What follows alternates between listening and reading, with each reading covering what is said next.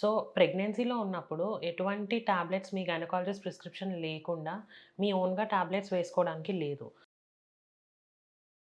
So, పర్టిక్యులర్‌గా pain killers అంటే మనకి రకరకాల పెయిన్స్ అనేవుంటాయి బాడీలో గాబట్టి, పెయిన్ కిల్లర్స్ అనేవి అసలే వాడొద్దు without your doctor prescription.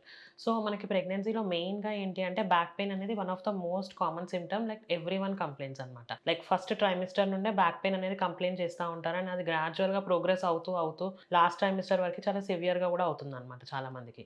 So, మెయిన్‌గా దీనికి మనం మన సైడ్ నుండి ఏం చేసుకోవచ్చు అంటే పోస్చరల్ చేంజెస్. అంటే మనం కూర్చునే విధానం ఎలా ఉంది? బ్యాక్ సపోర్ట్ ఉందా? లేదా? లైక్ కాళ్ళు పైకి పెట్టుకొని కూర్చుంటున్నామా? లైక్ ఈ పొజిషన్ అంటే పోస్చరల్ చేంజెస్ అనేవి కొన్ని చేంజెస్ చేసుకుంటే చాలా వరకి బ్యాక్ పెయిన్ అనేది మనం అవాయిడ్ చేయొచ్చనమాట.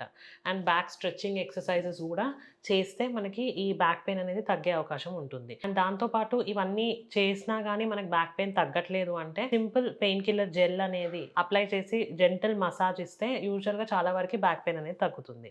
అండ్ ఇంకో one of the main common symptoms ఏంటి అనంటే లైక్ కాళ్ళు లాగడము, జనరలైజ్డ్ వీక్‌నెస్, హెడేక్స్ ఇవన్నీ చాలా కామన్ ప్రెగ్నెన్సీలో. సో, బేసిక్‌గా ఇవన్నీ వస్తున్నాయి అంటే మనకి హైడ్రేషన్ అనేది ఎలా ఉందో చూసుకోవాలి. అంటే మనం డైలీ ఎన్ని లీటర్స్ ఆఫ్ వాటర్ తాగుతున్నాము అండ్ ఏమైనా డీహైడ్రేట్ అవుతున్నామా? లైక్ ఎండలో ఎక్కువ తిరగడం అవుతుందా? లైక్ ఎండకి ఎక్కువ ఎక్స్‌పోజ్ అవుతున్నామా? దీనివల్ల డీహైడ్రేట్ అయినట్టయితే గనక యూజువల్‌గా మనకి ఈ బాడీలో వాటర్ అనేది స్వెట్ రూపంలో వెళ్ళిపోవడం వల్ల వీక్‌నెస్ అనేది ఎక్కువగా ఉంటుంది. సో, అట్లాంటి కండిషన్స్‌లో ఏంటి అంటే, మనం సింపుల్ వాటర్ అనేది తీసుకుంటే చాలా వరకి చాలా పెయిన్స్ అనేవి తగ్గుతాయి. ఇంక్లూడింగ్ ఈ మజిల్ స్పాజమ్స్, పిక్కలు పట్టేయడము, హెడ్‌ఏక్స్ ఇవన్నీ చాలా వరకి తగ్గుతాయి. ఇవన్నీ మన సైడ్ నుండి ఎన్ని జాగ్రత్తలు తీసుకున్నా ఒక్కోసారి పెయిన్ గనక తగ్గనట్లయితే గనక simple paracetamol is a safe drug in pregnancy అనమాట. అది కూడా మీ డాక్టర్ అడ్వైస్ తీసుకొని వేసుకోవడం అనేది బెటర్ ఆప్షన్. బికాజ్ డోస్ అవన్నీ వాళ్ళు చెప్తారు కాబట్టి డాక్టర్ అడ్వైస్‌తో తీసుకోవడం అనేది బెస్ట్ ఆప్షన్.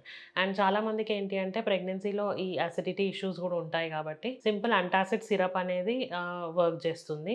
పాంటప్రోసోల్ టాబ్లెట్స్ గూడా వితౌట్ యువర్ డాక్టర్ అడ్వైస్ తీసుకోకపోవడం బెటర్ ఆప్షన్ అనమాట. అండ్ ప్రెగ్నెన్సీలో ఎటువంటి పెయిన్ కిల్లర్స్ అనేవి తీసుకోవద్దు గాబట్టి, paracetamol is one of the safest drugs in pregnancy that too in limited use వాడితేనే తప్పితే. వన్స్ ఇన్ ఎ వైల్ ఎప్పుడో మనకి పెయిన్ తగ్గనట్టు అయితే అట్లాంటి కండిషన్స్‌లోనే తీసుకోవడం అనేది బెటర్ ఆప్షన్. చాలా వరకు ఏంటి అంటే మనం చేసే చిన్న చిన్న చేంజెస్ వల్ల అవి కరెక్ట్ అయిపోతాయి. ఇంక్లూడింగ్ బ్యాక్ పెయిన్ గానీ, హెడేక్స్ గానీ ఇవన్నీ.